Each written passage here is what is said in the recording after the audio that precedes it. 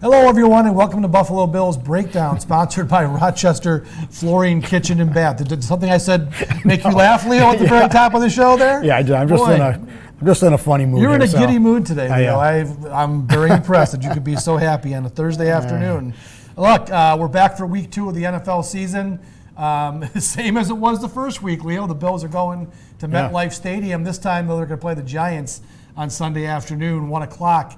And we'll talk a little bit about last week's game. A lot to unpack in that game. It was quite an interesting day, given how poorly the Bills played on offense for most of the way, but then somehow got it turned around and pulled out a win that, Leo, let's face it, the Jets may not be very good, but that's an AFC East win on the road to open your season. That's a good win for the Bills. Yeah, and that game, and we talked about this a lot, Sal, that game really, it turned on one play. And I think we agreed, we were watching it and going, because when it was 16-0, I was like, the Bills were dead in the water. They really were. But they were able to put this drive together.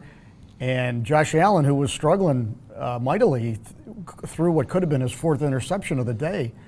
And the Jets' secondary, one of their better defenders back there, dropped the ball. Marcus May dropped it. And so that gave the Bills another couple play, and they ended up kicking the long field goal by Hauschka, and that got them that was their first points of the day. Right. And then the next 2 drives, boy, just really impressive 85 and 80-yard drives, and Devin Singletary comes alive, and Josh Allen's throwing the ball over the field, and don't they pull it out, because the defense was playing so well on top of it, and that was it. So, hey, it beats the alternative, right? Well, it could be 0-1 and licking your wounds, losing to a team you should have beaten. I put it as my play of the game, Leo. Maybe it got lost in the shuffle. Yeah, I think it was a good fourth pick. Quarter comeback there by Josh Allen.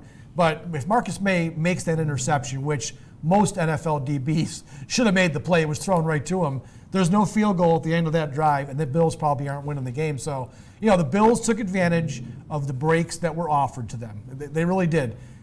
Josh Allen threw an interception in the first half that got nullified by a penalty. Yeah. This interception got dropped. Very lucky break there. There were some things the Jets did. They just didn't capitalize on some opportunities. There were a couple, even Adam Gase, the Jets coach, apparently he had quite the press conference on Monday. He was calling out almost his entire team for various mistakes they made. So clearly the Bills had help in this victory. Yeah. But I'll keep going back to, you go on the road in your opening game against a divisional opponent, an opponent that most people think you're probably going to be fighting with to finish runner-up to the evil empire. You got to go in and win that game if you've got the chance. Yeah. And they had the chance to do it, and they pulled it out. So that's a great positive first week. I mean, it's the win's magnified because it is a division win, and it's on the road. All those things, check those off. They need so many road wins. They need so many division wins. And it just happened like that. And it really looked like it was going to be a really miserable start, especially for the most important player on the Bills, and that's Josh Allen. If he comes out of that game with a loss, with 4 turnovers on, and maybe as many as 6 on his head, wow, it would really be a bad start for him. It's a whole different narrative all week long. Instead, they're going into this back to their home away from home here, MetLife Stadium, with a very good chance to be 2-0 coming home for their home opener against the Bengals. So it's all there for them. Not that any game is a piece of cake for Buffalo. No, absolutely not in this league. I thought one of the keys to this game too, Leo, I thought the Bills coaching staff outcoached the Jets. I really do. The way they came out and attacked on offense, if he doesn't turn the ball over, and it's going back to London Fletcher, well, if we didn't give up that 70-yard run, we had a good day. But the Bills came out, they were moving the ball. Everything was going fine. And through the air. Deliberately. Deion Dawkins got blown up on the left side of the line, blindside hit on Josh Allen, turnover. The Cole Beasley turnover, it was a low pass, but it certainly was in Cole Beasley's reach. And he's got pretty good hands. Pass. That ends up in a pick 6. Yeah. A batted ball at the line. That's 50-50, whether it's going to fall incomplete or maybe your guy catches it or they catch it. Yeah. But that was a bad break. So really the turnovers, they're 4, and they were, it was not good, but they were moving the ball, and I liked the way the Bills coaching staff attacked a Jets defense. It was a great way to neutralize Greg Williams' blitzing tactics. Yeah. And those cornerbacks stink. and the Bills went right after him. So I thought it was Yeah. good. And then on the defensive side, Leo, I thought they had a great plan for the Jets. Everything was kept in front. They knew that Le'Veon Bell was going to be a problem. I thought they handled him pretty well. He had 92 total yards. That's pretty good to hold him to 92 all-purpose yards. And Jamison Crowder was a pain all day, but he never hurt the Bills. No. There was never any big plays there, so I thought it was a great game plan. He averaged 7 yards a catch. So, yeah, I think the best thing out of that start, Sal, was Brian Dable going in talked about all this confidence that he had in Josh Allen to do anything. And is that true or not? Well, I think we saw it was. To come out throwing 18 passes, I guess, in the first 3 series, no calls to running backs at all, really says something that, at least they, I don't expect that every week, obviously. It's going to be a different game plan each time, right. but it shows you that the Bills have the ability to have a passing attack that resembles something in the 21st century instead of what we've seen here over the last 4 years with Rex Ryan and the first 2 years of Sean McDermott. Really, let's run the ball and play defense. Well, you know what, guys, running the ball really well and playing good defense, we saw it doesn't really. It's the recipe for 8-8. Yeah. But you got to be able to really put that ball in the air today, and they showed the ability to do that. And again, it's not. I don't think this receiving core is going to scare anybody, but it is vastly better than a year ago. It's way better than they've had. One of the things that's always bothered me through the years, Leo, and it really does seem to go from coach to coach to coach, is how, we got to run the ball in Buffalo because of the weather. For crying out loud, Leo, how many times does bad weather, snow, really affect a game in Buffalo, right? For about the first 12 weeks, it might get a little cold in November, but is it really going to be enough to deter you to be a 21st century passing team? No. That's the most ridiculous thing. Now, that Colts game 2 years ago, that was a good day where you needed to run the ball, okay? Yeah. But how many times does that actually happen in Buffalo? 3 years ago, Sal, didn't Jim Kelly and Marv Levy teach them anything? I know, right? Seriously. You can pass the ball in December in Buffalo. You really can. Right. You should try it sometime. Anyways, so it was a nice game for the Bills. Yeah. Good way to get off to a 1-0 start. So now they move on to the Giants. Look, the Giants played in Dallas last week, did not play well. They were horrible, in fact. Dak Prescott, who I think he's okay. I don't think Dak Prescott's in the elite, not even in the top half, to me, of starting quarterbacks in the NFL. Well, maybe he'll get there. He's better than that. Well, I think he's about middle. I think he's middle of the road of the 32 starters. That's where I would rank him. 405 yards and a perfect quarterback rating against the Giants. So we talk about game plans and how you want to be unique each week. Leo, I'm looking at this game. I would use the same game plan. The Giants can't cover anybody in their secondary. Yeah, I know you wrote that today. I would attack them the same way as they did against the Jets. Yeah, it makes sense, but I think the Bills liked what they did last week when the start and all that, but I think they also learned a little bit and they might rein it in a bit. It probably had McDermott have hives. Or he was watching his team throw so often. Yes, being a defensive guy like that. But like, as we say, and it's the old football bromides. There's when you throw the ball, many more bad things can happen than when you run the ball. Well, I guess. It can be, what are they? An incompletion, an interception, a sack. We've heard all this stuff. I get it. Where you run the ball, what are you going to do? You stick it in his gut. He can fumble it, or he can get tackled for a loss. But or he can tackle for a safety, right? Which is what the Bills. And we saw that too. We saw that happen last week. I think, but didn't Devin Singletary show you that maybe he should touch the ball before the second half? I loved the game plan. I love that they came out throwing. I will say, I thought they could have mixed in Singletary far before they did. I mean, even if the script called for all those passing plays in the first quarter, and he was on the field for all those plays. He was, as I can recall. They didn't get the ball. He was parked right to Josh Allen's right hip, and every play that's where he was, and he wasn't much involved in anything. No, he really wasn't. I don't know if they were decoying or what. And then in the second quarter, they got away from the pass a little bit, and they started handing the ball to Frank Gore. And I was thinking, well, why aren't you giving it to Singletary? Why didn't you put Gore on the field early on to pass protect, because he's better than Devin Singletary? Get another flow. I mean, and then Dabo talked about it this week. It was great to hear the words out of his mouth. Yeah, sometimes you got to pass to set up the run. Sometimes you got to run to set up the pass. The fact that he could actually utter those words that I'm going to pass to set up the run Admit it. was really enlightening out of him. So I was like, it was great to see. Maybe they will do that. A big key. I think we broke a lot of this down leading into the opener about passing more, not necessarily quantity of passes. Like they don't have to have, like last week, I don't know what it was, 60-40? Yeah, it was 60-40 split, yeah. Split, but it's not that it has to be, I don't even care about the number, but it's when you do pass. Right. And passing on first down is a big statistic in the NFL. Most of the better offenses in the NFL all pass on first down. That is setting up the run with the pass deliberately. You need a good play on first down sets up the rest of Everything. that sequence. Yeah. Until you get the next first down.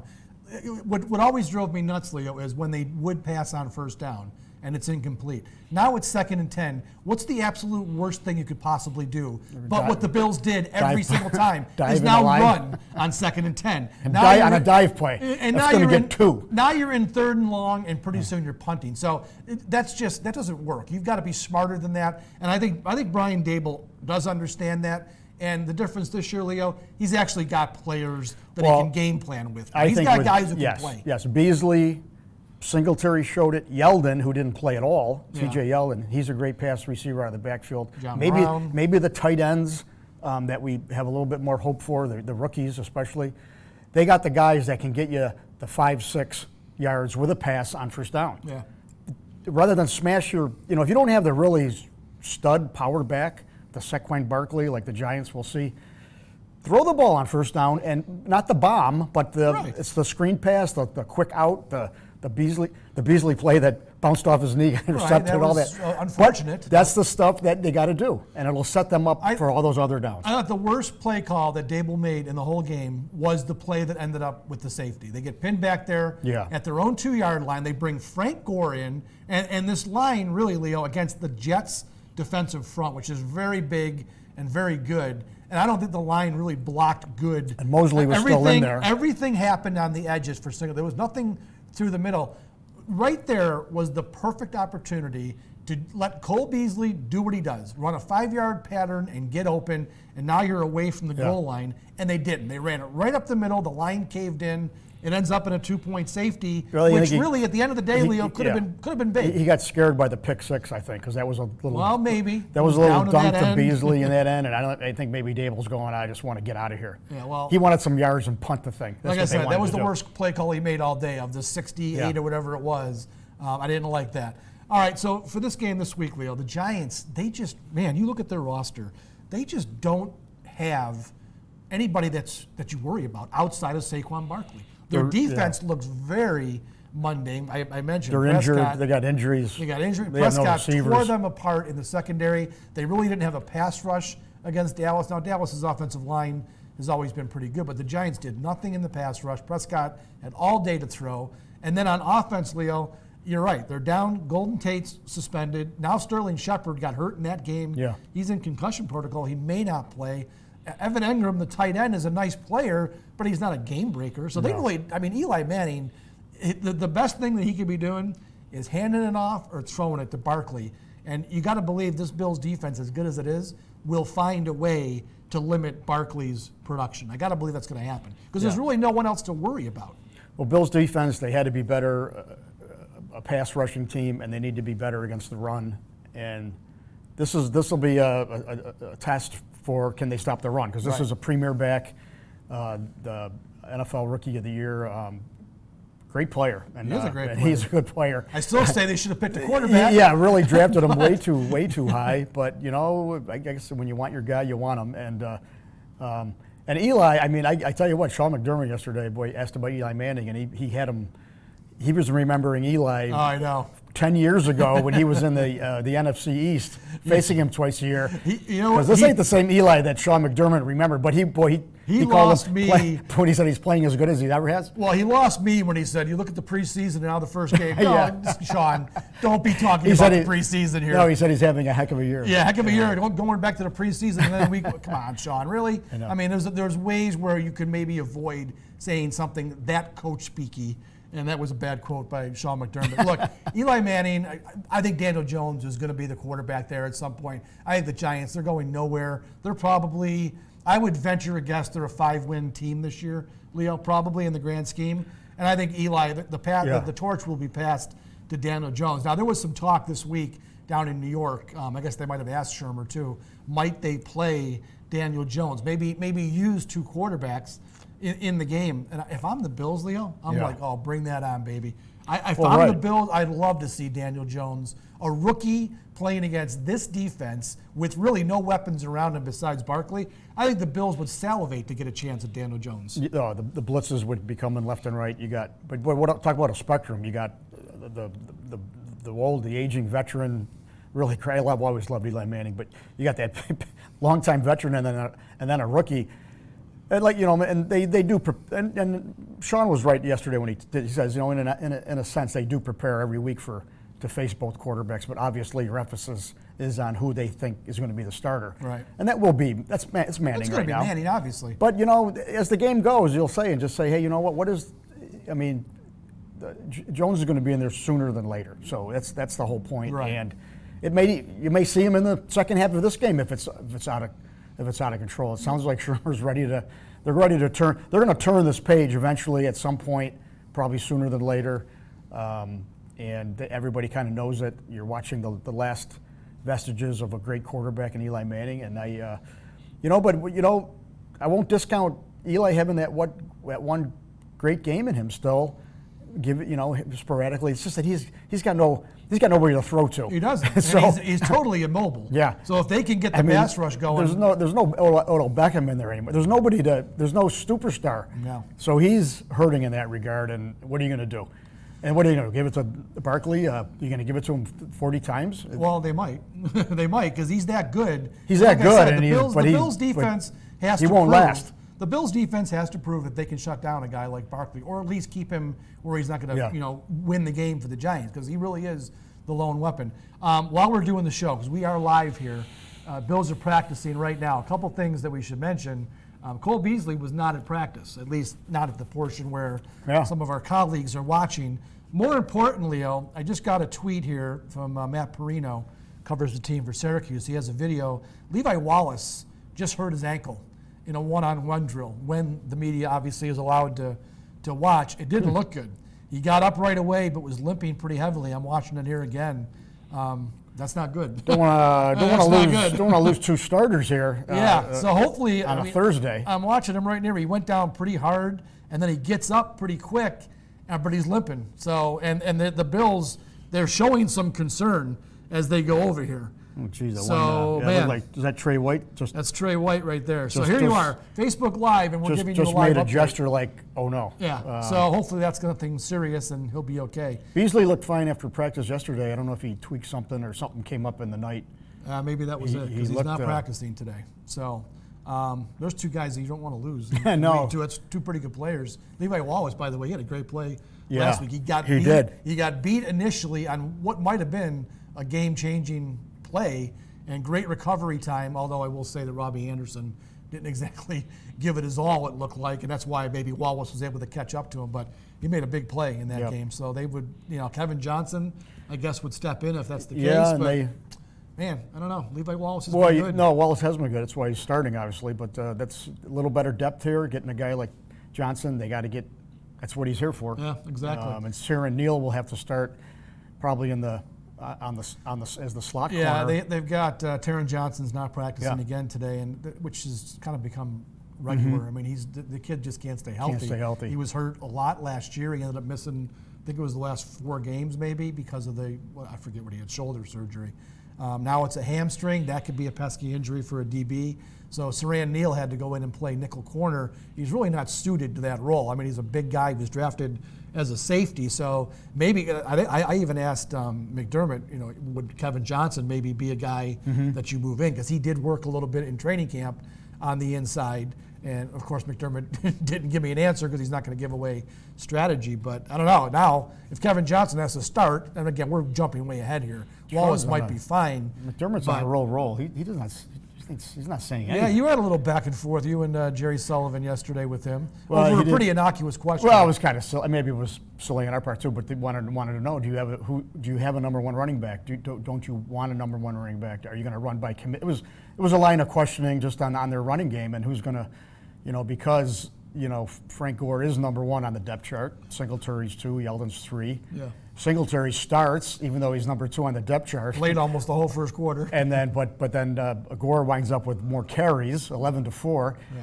Yeah. Anyway, but Sean just didn't want to bite on any semantics. I think out of respect, right now, For Frank at least, Gore. Frank Gore is number one on the depth chart. I think one of the worst questions we can ask in the media, it's the one thing that coaches don't ever want to talk about, is their depth chart. Yeah. They don't ever want to talk about it. The team is obligated to put one out in the media packet. Somebody's got to be number one. Right, and they got to put it out, but they hate talking about who's playing. It's all matchup based, strategy based, who plays and who doesn't. So They do believe they have a team, a roster, and they don't think they get hung up on the starters and all that like we do, like fans do. We want to, and it's I think for us, anybody, it's anybody who was watching that game realized that Devin Singletary was the number one running back. Yeah. He's the guy that at the end of the game was in there making the big plays. If you watched the first quarter, he was on the field for every play. Frank Gore wasn't. So I think we all know who the number one back is. Our friend, and our buddy Jerry Sullivan did ask the question about, is there a difference between a number one back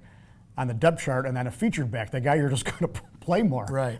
And that happens a lot as well, where the guy that is down on the depth chart ends up getting more work. Yeah. So, that was a case of semantics where McDermott did not even want to spend his time. And sometimes I just don't know why. What's the big deal? I don't know why these NFL coaches. Sean's not alone on this. Believe me, every coach is like this. Just answer the question.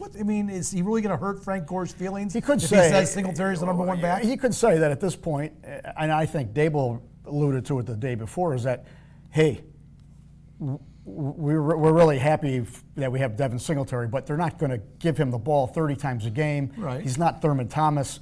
He's not LaShawn McCoy. They're bringing him along really slowly. And Sean could have said, hey, we have Frank Gore here, a Hall of Famer. He's our number one back. Every game plays out differently. We're encouraged by what we see in Devin Singletary, but he's a rookie. We're breaking him in slowly. Right. And the questions, right? Yeah, that brings an end to it. Instead of having the little repartee and Yeah. little games, we're just getting around and we're all looking at each other and we're all just a bunch of silly Well, we are idiots. a bunch of idiots. We admit that at least. So look, I'm going back down to New York this weekend. You're going to Syracuse Saturday night. Right, I'm going to guess I'm going to see a better game than you will Sunday, because we both watched. Maybe not, but before we left for New York last week, we watched the first half of Syracuse. That was god awful, Leo. I mean, we're going to be covering Syracuse, so we might as well talk a little about it real quick. How bad was that last It was week? a bad loss, especially defensively. Obviously, Maryland scores on touchdowns on 7 of the first 8 possessions. Game's over. What are you doing? Nobody can tackle. Leo, Nobody I can got cover. news for you. The game was over when they scored on 3 of the first 4. Yeah, well, right. It was pretty much over right then. Right. Well, yes. To your point, absolutely. Very disappointing because Dino Babers had come out in preseason saying that the strength of this year's team is going to be defense and special teams. Well, even their really good field goal kicker missed his first extra point. So everything just went wrong. I think maybe it's a case of Maryland being better than everyone thought. Syracuse definitely being ill-prepared for that opponent on the road. Wow, that was bad. And so I think you got to throw that out. And whatever Syracuse puts on the field Saturday against the number one team in the nation, a team that they've had their number, beat them 2 years ago, almost beat them on the road last year. That's a fact. It's true. They also knocked out Clemson's starting quarterback each time, which really helped. So, you either what we see tomorrow or on Saturday is going to be a real. Obviously, that's going to be the Syracuse team because they're going to be. It's a sellout crowd. There hasn't been many football sellouts in the history of the Dome, and it's going to be one of those sellouts, 50,000 fans, and it's going to be a great atmosphere. And really, this is everything is still there. Amazingly, it might be foolish to say, but everything is still there for Syracuse in terms of national rankings and having another big season in Babers' rebuilding job over there in Syracuse. So, but of course, if they lose, they get, and especially if they get wiped out. Right. It's really going to be a long slog of a year. I agree. I'm giving the points in that game. Yeah. I'm a betting man. I'm taking Clemson. How many are they? I think What it's are they like giving? 28 maybe Oh, my or something Lord. like that. Okay. I think I might be giving the point. That game's more lopsided than Dolphins-Patriots. The spread on the Dolphins-Patriots is 19 points. And in the NFL, that's That's a big number. a big NFL That's a big number, by the way. All right, we're going to wrap it up, Leo. I'm going down to New York. You're going to Syracuse. Yeah. We'll be back here We're next back here next Thursday week. to talk about both of those games, and we'll look forward to the Bills' home opener next Sunday against the Bengals. But I hate this that they started 2 weeks in a row on the road. Just feels Yeah, it's like hard. every Yeah. team should have their home opener within the first 2 weeks. And- I think it's kind of a drag. But hey, the Bills Yeah. could, if the Bills win this But game, they're going to make some. Well, they will. They're going to They'll be make it home up. now. They're- But I tell you what, a 2-0 start on the road. that would be awesome for the Bills. I mean, to be able to do that and then come home for your home Yeah. opener, that's pretty good. And So, we know they got to make their hay in the first half of the season because the schedules are really hard Second half towards is- the end. is So very difficult. they're going to have if all things go as most people expect, the Bills are going to have a very nice record. going into the second half. Going into the second half. I hope. But it's such a long year and so many things can happen. But it's going Yes. to be exciting, I think, through the early part here. All right, we're going to wrap it up. He's Leo. I'm Sal. Have a great weekend, and we'll talk to you next week here on Facebook Live on DemocraticChronicle.com.